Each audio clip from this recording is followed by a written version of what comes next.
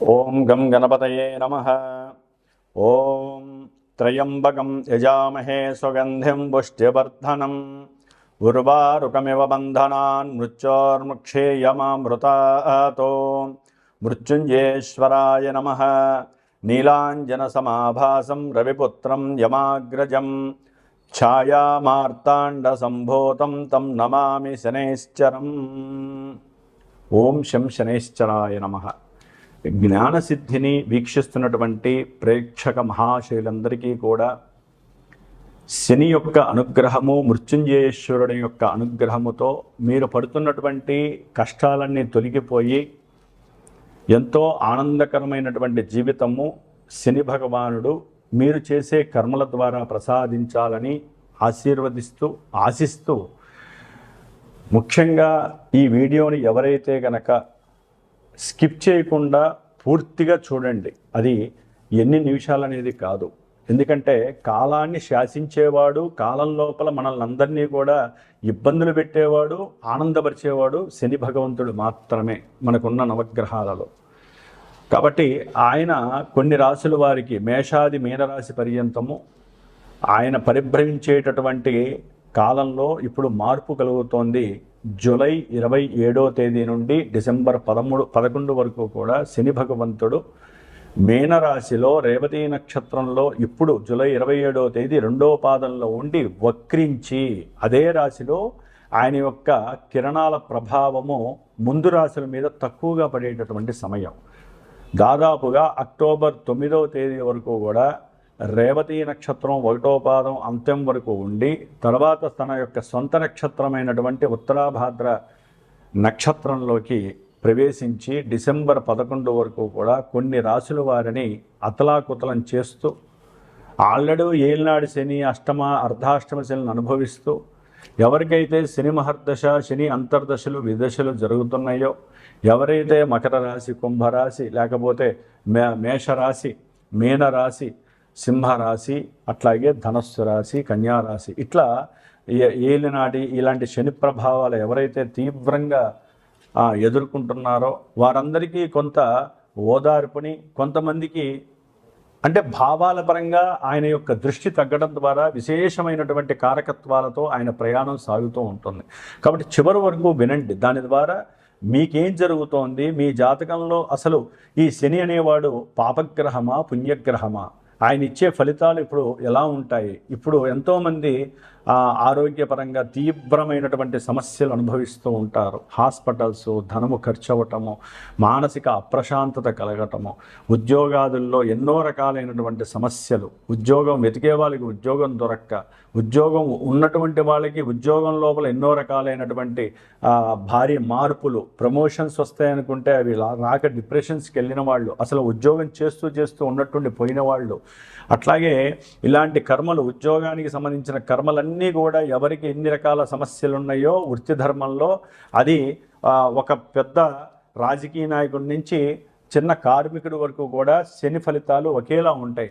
ఎప్పుడు వారి యొక్క జన్మజాతకంలో లగ్నరీత్యా శని మంచివాడా చెడ్డవాడా ఇది గనక గమనించి అక్కడ శని వక్రించి ఉంటే ఫలితాలు ఏంటి, వక్రం లేకుండా రుజుమార్గంలో ఉంటే ఆయన ఏం చేస్తాడు, ఆయన దృష్టిల ప్రభావం ఏ రాశుల మీద పడితే ఆ లగ్నం వాడికి, ఆ రాశి వాడికి ఇప్పుడు ఆయన వక్రించడం ద్వారా ఏ ఫలితాలు తీవ్ర రూపం దాలుస్తాయి, ఏ ఫలితాలు వారికి అనుకూలమైన ఫలితాలు కలుగుతాయి. ఇట్లా చాలా మిస్టీరియస్గా అంతర్గతమైనటువంటి సిస్టమ్ని ఆపరేట్ చేసేటటువంటి ఆ యొక్క శనిగ్రహము వక్రిస్తున్నాడు. మనకి జ్యోతిష్య శాస్త్రం ఒకటే చెబుతోంది, శుభగ్రహాలు వక్రిస్తే శుభ ఫలితాలని, పాపగ్రహాలు వక్రిస్తే పాప ఫలితాలని ప్రసాదిస్తాయి అని చెప్పి జ్యోతిష్య శాస్త్రంలోనే ఉంది. అయితే ఇప్పుడు ఈ రాశి వారికి వక్రించడం ద్వారా ఈయన వెనకాల ఉన్నటువంటి రాశి ఫలితాలు ఇస్తాడు అనేటటువంటిది ఏ శాస్త్రంలో లేదు. అక్కడ ఏంటంటే ఆయన రుజుమార్గంలో ప్రవేశించేటప్పుడు ఆయన యొక్క దృష్టి డిగ్రీస్ పరంగా ఉంటుంది. అంటే ఇప్పుడు సపోజ్ మనము మీనరాశిలో 20 డిగ్రీల చేంజ్లో ఆయన ప్రయాణం చేస్తూ ఈ 26 వరకు కూడా ఆయన యొక్క దృష్టి మనకి దాదాపుగా వృషభ రాశి 20 డిగ్రీల నుంచి మిథున రాశి 20 డిగ్రీల లోపల రోహిణి నక్షత్రం, మృగశిర నక్షత్రం మీద పడుతోంది. ఇప్పుడు అదే కొంతమందికి ఈ యొక్క శని భగవంతుడు 13 డిగ్రీలు డిసెంబర్ 11 వరకు కూడా 13వ డిగ్రీకి వస్తాడు. ఈ 7 డిగ్రీల కాలంలో ఆయన వెనక్కి వస్తున్నప్పుడు ఆ యొక్క మిథున రాశిలో 20 డిగ్రీల మీద పడేటటువంటి మృగశిర నక్షత్రము మీద నుంచి అట్లా వచ్చి దాదాపుగా అదే రాశి మీద పడుతుంది, అదే నక్షత్రం మీద పడుతుంది. పాదాల మార్పు వలన ఎవరి జాతకాలలో ఏ నక్షత్ర పాదము ఏ రకమైనటువంటి ఇబ్బందులు కలుగజేస్తుందో ఇక్కడ శని అది కలుగజేస్తూ ఉంటాడు. అది తెలుసుకోవడానికి మీరు స్కిప్ చేయకుండా పూర్తిగా ఈ యొక్క వీడియోని విన్నట్లయితే మేషరాశి వారికి ఎలా ఉంటుంది, వృషభ రాశి వారికి ఎలా ఉంటుంది, ఇవన్నీ తెలుసుకోవచ్చు. ఎందుకంటే దీని ద్వారా సపోజు ఇప్పుడు కొంతమంది జన్మజాతకాన్ని చూపించుకుంటారు, వివాహం గురించి, ఉద్యోగం గురించి, విదేశీయానం గురించి, లేకపోతే పిల్లలు పుట్టట్లేదని, లేకపోతే అనుకున్న కార్యాలు ముందుకు వెళ్ళట్లేదని, ఎన్ని సమస్యలంటే తెల్లారులేస్తే నాకు ఎంతోమంది ఫోన్లు చేసి నేను ఎన్నో జాతకాలు చూస్తున్నప్పుడు అక్కడ కలిగే ఇబ్బందులు మొత్తం శని వలన కాదండి, వేరే గ్రహాలు దశలు అంతర్దశలు ఆపరేట్ అయినప్పుడు కూడా ఈ యొక్క శని భగవంతుడు ఏలినాటి శనిగా వచ్చినప్పుడు, అర్ధాష్టమ శనిగా వచ్చినప్పుడు, ఇలా వక్రించినప్పుడు మొత్తం వాళ్ళ సిస్టమే తేడా అయిపోతుంది. ప్రశాంతంగా పడుకుంటున్న వాడికి నిద్ర పట్టదు, ప్రశాంతంగా ఇంట్లో ఆలుమొగలు అన్యోన్య దాంపత్యంగా ఉన్న వాళ్ళకి ఒక్కసారి అనుమానాలు, ఎన్నో అవమానాలు జరగటం, శత్రుత్వాలు కలగటం, కోర్టు బాధలు ఉండటం. ఇప్పటిదాకా ప్రశాంతంగా జీతంతో హ్యాపీగా ఉన్నటువంటి వాళ్ళకి ఉన్నట్టుండి అప్పులు చేయాల్సిన పరిస్థితి, రుణ బాధలు తీవ్రంగా ఉండటం, దాని ద్వారా కొంతమంది అఘాయిత్యాలు చేసుకునే పరిస్థితి, కొంతమంది మానసికంగా విపరీతమైనటువంటి దోషాలు కలుగుతాయి, సంతానంతో ఇబ్బందులు కలుగుతాయి, ఏది మాట్లాడినా బంధువులతో సమస్యలు కలుగుతాయి, ఉద్యోగంలో ఉన్నట్టుండి విపరీతాలు, ఇట్లా శని ఎన్నో రకాలైనటువంటి వైపరీత్యాలను కలుగజేస్తాడు. కాబట్టి తప్పకుండా మేషం నుంచి మీనరాశి వారికి ఆయన పరిభ్రమించే ఈ సమయాల్లో ఏ విధంగా ఉంటుందో తెలుసుకునే ప్రయత్నం చేయండి. ఏదైనా మీకు జాతకరీత్యా సమస్యలు అధికంగా ఉంటే నాకు ఫోన్ చేయండి నా నెంబర్కి. మీ జాతక పర్యవేక్షణ అయితే జాతక పర్యవేక్షణ చేయండి, లేదా ఈ 4.5 months కూడా డిసెంబర్ 11 వరకు ప్రతి అమావాస్యకి ముందు వారం రోజులు కూడా నేను శనిగ్రహానికి విశేషమైనటువంటి జపాన్ని, మృత్యుంజయ జపాన్ని ఆచరిస్తూ ఆ అమావాస్య రోజున శనిగ్రహానికి, మృత్యుంజయానికి వారికి ఎవరైతే నాకు వారి యొక్క గోత్రనామాలు ఇచ్చి మా యొక్క సమస్య ఇదని చెప్తారో వారి కోసము ప్రత్యేకించి అందరికీ అందుబాటులో ఉండే విధంగా ఎంతోమంది ఎన్నో సమస్యలను ఎదుర్కొంటున్నారు.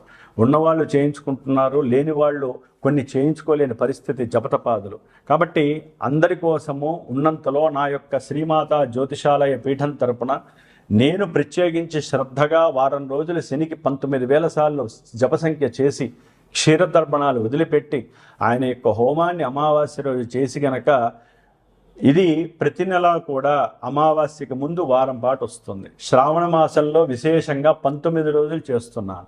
ఎప్పుడు శ్రావణ మాసంలో మనకి 15వ తేదీ నుండి, అంటే ఆగస్టు 15 నుంచి దాదాపుగా సెప్టెంబరు 4వ తారీఖు వరకు కూడా 19 రోజులు చేసి ఆ శనివారం పూట హోమం ఉంటుంది. కాబట్టి ఈ యొక్క నెల చేసే పూజల్లో ఎవరైనా మీ యొక్క సమస్యలు నాకు తెలియజేస్తే నేను చేసి పెడతాను.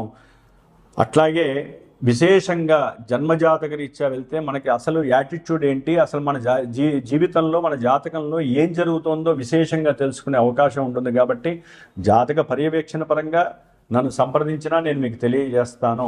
విశేషంగా ఇలాంటి పూజకి ఎవరైనా సరే ఎవరి కర్మస్థితి వారిది, ఎవరి గోత్రము, ఎవరి పేరు, ఎవరి నక్షత్రము, దాని పరంగా వారి యొక్క కర్మ ఏ విధంగా జరుగుతుందో దాన్ని నివృత్తి చేయడానికి నా వంతుగా మంత్రప్రయోగాన్ని చేస్తూ చిన్న స్వామివారికి సంబంధించినటువంటి వైబ్రేషన్ థియరీ ప్రకారం ఉన్నటువంటి సంఖ్యలని చిన్న రాగి రేకు మీద అభిషేకం చేసి హోమం చేసి ఆ రాగి రేకు మీకు పంపించే ప్రయత్నం చేస్తాను హోమ భస్మం ద్వారా.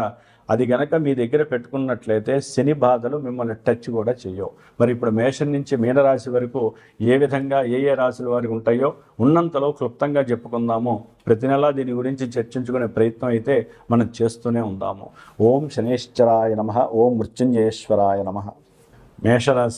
మేషరాశి వారికి ఈ జూలై 27 నుంచి డిసెంబర్ 11 వరకు శని వక్రించడం ద్వారా మీ జన్మజాతకంలో గనక ఎక్కడైనా శని గనక శుభప్రదుడై లగ్నం నుంచి శుభయోగాలను గనక ప్రసాదించే గ్రహం అయితే ఇప్పుడు అదే మేషరాశి వారి గనక శని వక్రించడం వలన ఆయన ఇచ్చేటటువంటి ఫలితాలన్నీ కూడా చాలా చాలా అనుకూలంగా ఉంటాయి.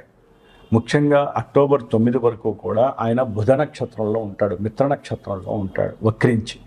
దాని ద్వారా వీరు ఏదైతే ఉద్యోగాల నిమిత్తము అడుగులు ముందుకు వేస్తూ పనులు ముందుకు కావట్లేదో అవన్నీ కూడా చక్కగా సజావుగా ఒక 4 రోజులు లేట్ అయినా సరే అవుతాయి అనేటటువంటి నమ్మకంతో స్థిరమైనటువంటి ఉద్యోగ ప్రాప్తిని కలుగజేస్తాడు. అట్లాగే ఇప్పటి వరకు ఎవరైతే కొన్ని పనులు కావట్లేదని, ఆ ఉద్యోగం పోయిందని, లేకపోతే అనుకున్న పనుల్లో ముందుకు వెళ్ళట్లేదని, అప్పుల బాధలు విపరీతంగా ఉన్నాయని కొంతమంది దుర్వ్యసనాల పాలవుతారు. వాళ్ళందరూ కూడా ఆ వ్యసనాలని తగ్గించుకునే ప్రయత్నాలు చేస్తారు. దానికోసము వారు కూడా తెలియకుండానే వారు చేసే భగవద్ ధ్యానం అంతా ఉపయోగపడుతుంది. అంతకుముందు చేసిన పూజలు పునస్కారాలు ఏమన్నా ఉన్నా ఉపయోగపడతాయి. లేదా వారి జన్మజాతకంలో ఇదే గనక శని గనక పాపగ్రహం అయి ఉంటే గనక ఆయన వక్రించినప్పుడు సమస్యలు అంతా ఇంత ఉండవండి. మేషరాశి వారికి చాలా ఘోరమైన సమస్యలు, బంధువులతో విరోధత్వాలు, అట్లాగే ఉద్యోగంలో పదవి ఉంటుంది కదా, ఇంకా ప్రమోషన్ వస్తుంది అనుకుంటే అది కాస్త నిర్వీర్యమయ్యే పరిస్థితి, సంతానంతో విరోధాలు, భార్యాభర్తల మధ్య సమస్యలు. అంటే జన్మజాతకంలో ఉన్నటువంటి శని గనక మంచివాడా చెడ్డవాడా అని తెలుసుకోగలిగితే ఇక్కడ ఆయన ఫలితాలు డిఫరెంట్గా ఉంటాయి. ఇప్పుడైతే మామూలుగా మానసికంగా అది కనుక చూసినట్లయితే, ఎందుకంటే రాశి ప్రభావం ఎప్పుడు మనసు ద్వారా తెలియజేస్తుంది. మేషరాశి వారికి అక్టోబర్ 9 వరకు చేసే ఉద్యోగ ప్రయత్నాలు సఫలీకరిస్తాయి.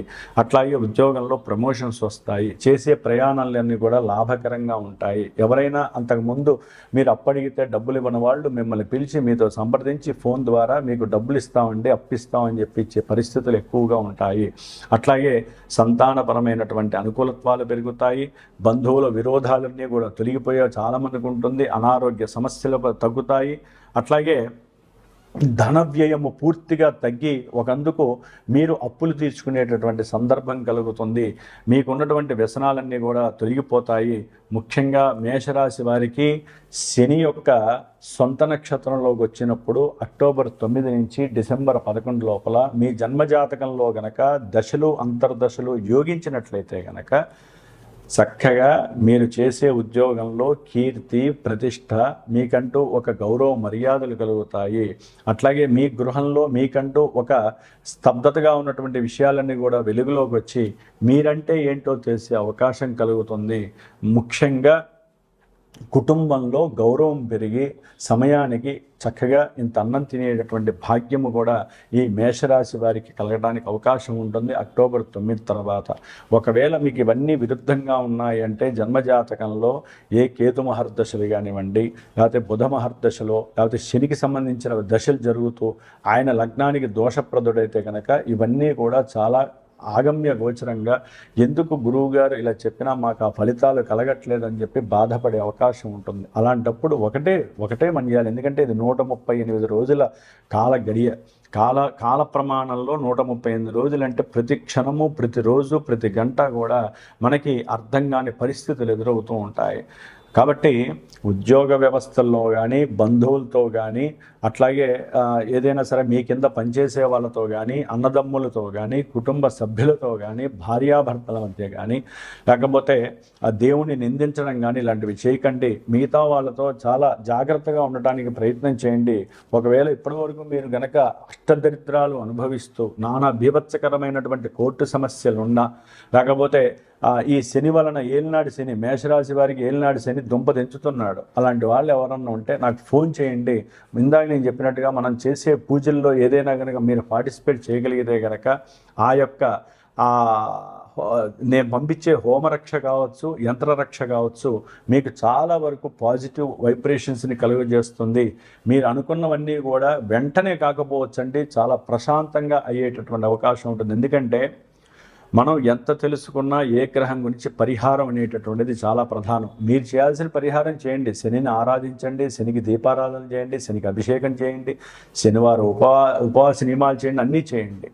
కానీ ఒక గురువుగా నేను చెప్తున్నాను, మంత్రభాగాన్ని గనక మనము భగవంతుడికి చేరవేస్తే ఒక హోమరూపకంగా జపరూపకంగా తప్పకుండా ఆయన అనుగ్రహం మీకు లభిస్తుంది.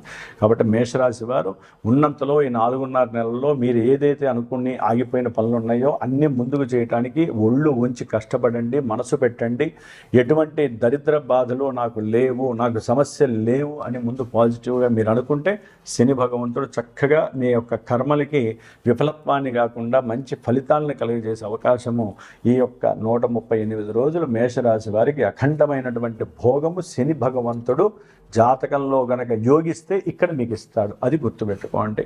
కాబట్టి శనిని ఎక్కువగా ఆరాధించండి, ఈశ్వరాభిషేకాలు ఎక్కువగా చేయండి, హోమాలు ఏదైనా ఇలా చేసే పీఠాల్లో చేసే హోమాల్లో పాల్గొనడం ద్వారా తక్కువ ఖర్చుతో మీకు ఆ యొక్క అనుగ్రహం ఎక్కువ శాతం లభించడానికి అవకాశాలు ఉంటాయి. ఎందుకంటే విడివిడిగా చేసుకోవాలంటే విపరీతమైనటువంటి ఖర్చుతో కూడుకున్నది. కాబట్టి నేను ఇంత విధిగా ఎందుకు చదువుతానంటే, మనం ఎక్కడికి వెళ్ళినా చివరికి నీళ్ళు ఎక్కడ పోసినా ఈశాన్యానికి వచ్చినట్టుగా మనం ఏ గురువుని సంప్రదించినా ఎంత చేసినా చివరికి మంత్రభాగాన్నే అన్వయించాలి. ఆ మంత్రంతోనే ఆ యొక్క స్వాముల్ని మనం తరింపచేయాలి, శాంతింపజేసుకోవాలి. ఓం శం శనేశ్వరాయ నమః.